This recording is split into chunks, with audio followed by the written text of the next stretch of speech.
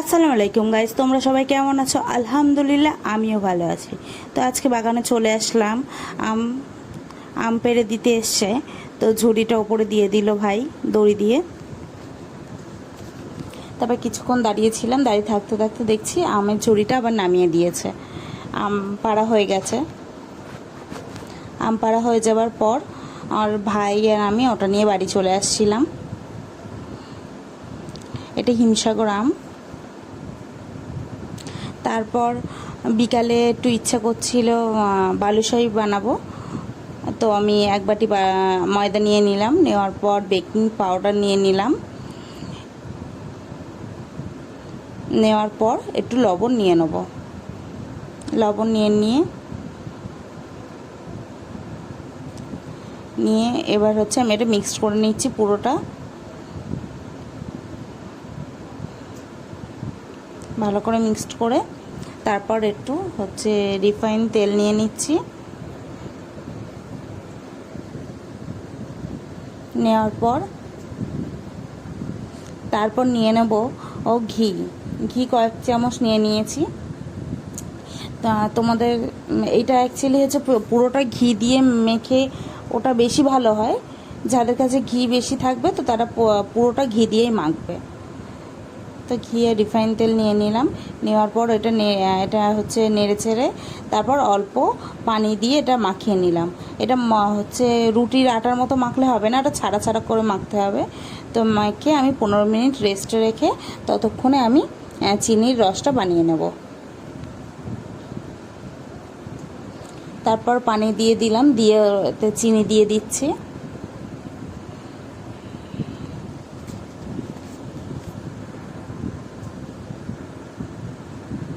চিনি দিয়ে দিচ্ছি। দেওয়ার পর আর কেশর দিয়ে নেব।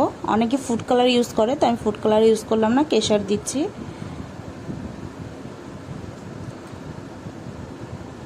তারপর এলাচ দিয়ে নিলাম।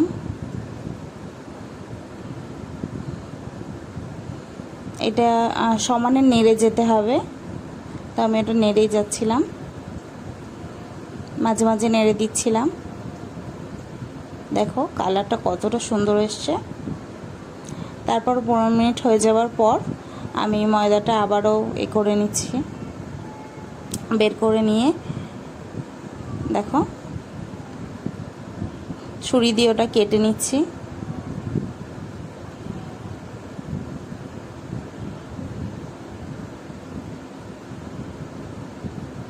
ওটা দিয়ে আবার এর ওপর দিয়ে দিলাম যাতে ভাঁজটা ভালো আসে, ওই জন্য।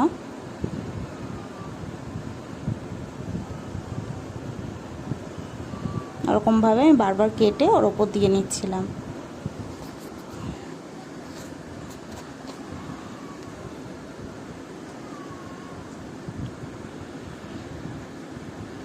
আবারও কেটে নিচ্ছি।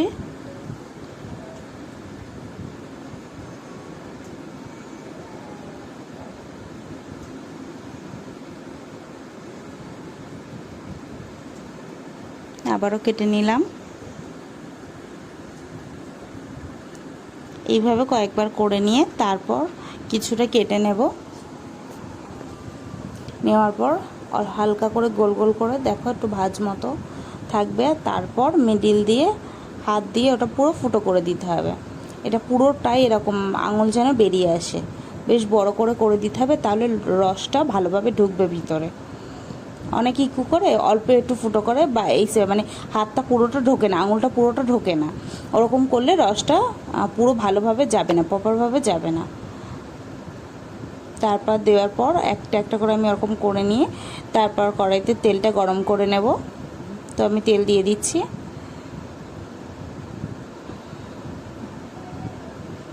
তেলটা দিয়ে নিলাম।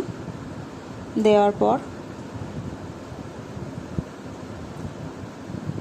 তারপর আমি বালুশাহীর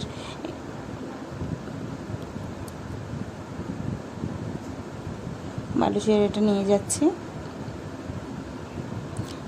আমি তারপর তেলে ছেড়ে দেখলাম, যদি ওপরে উঠে যায় তাহলেই ভাববে যে একদম ভালোভাবে তেলটা গরম হয়েছে।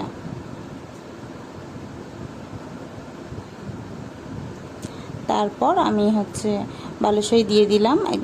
লো ফ্লেমে দেবে। প্রথমে গ্যাসটা আস্তে দিয়ে একটা একটা করে আমি দিয়ে নিচ্ছিলাম।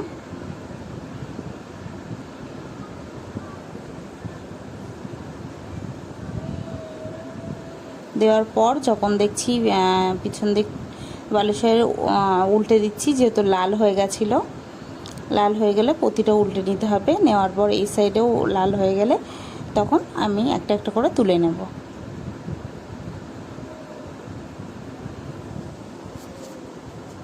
একটা একটা করে তুলে নিচ্ছি। তারপর দেখো লেয়ারগুলো কত সুন্দর এসছে। ক্যামেরায় আমি পুরোটা দেখাতে পাচ্ছি কি বুঝতে পারছি না লেয়ারগুলো কেমন এসছে। তারপর এদিকে তো হচ্ছে চিনির এটা রেডি হয়ে গেছে, রসটা কালারটা অনেকটা সুন্দর এসছে। তারপর ওইগুলো গরম অবস্থায়, আর রসটাও গরম ওই অবস্থায় আমি দিয়ে দিচ্ছি। ভাজার পরপরই দিতে হবে, রসটা ঠান্ডা হয়ে গেলে আরও একবার গরম করে নিতে হবে। তো আমি প্রতিটা দিয়ে নিলাম। এইভাবে রেখেছি 3 মিনিট মতো, এইভাবে রাখবো, রেখে আবারও উল্টে দেবো 3-4 মিনিট উল্টে রেখে তারপর তুলে নেব। এইভাবে 3 মিনিট রাখবো। 3 মিনিট রাখার পর এরকমভাবে আমি ওটা করে নিলাম। নেওয়ার পর গুঁড়ো দুধ নিয়ে নিচ্ছি। আসলে মাওয়াটা তো নেই আমাদের,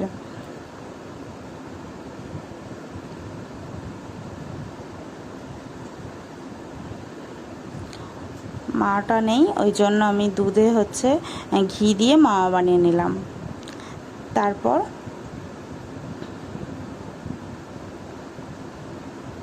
ওটা আমি পাউডার, তারপর দুধের মধ্যে ওটা আমি মাখিয়ে নিচ্ছি। নিয়ে একটা একটা করে রেখে দেবো।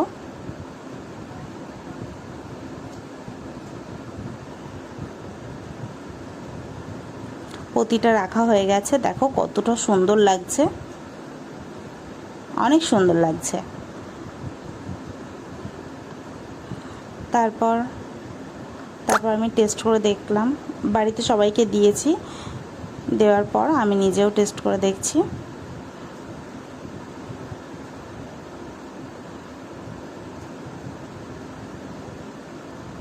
বাইরেটা একদম মচমচা আর ভিতরটা একদম নরম, খুব টেস্টি, একদম পুরো বালুশাহী। বাপি তো বলছিল খুবই ভালো হয়েছে, আম্মুও বলছিল, ভাইও বলছিল। তারপর রাতে দেখি আজকে আবার হচ্ছে ড্রাগন গাছে ফুল ফুটেছে। বিকালে দেখা হয়নি, মামুনি বলছিল আজকে বোধহয় ফুল ফুটবে, তো আমি সেটা দেখে আবার গেলাম, দেখছি একসঙ্গে 2টো ফুল ফুটেছে। দেখো কতটা সুন্দর, অনেক সুন্দর, অনেক সুন্দর লাগছে। আমার ভিডিও যদি ভালো লাগে অবশ্যই সাবস্ক্রাইব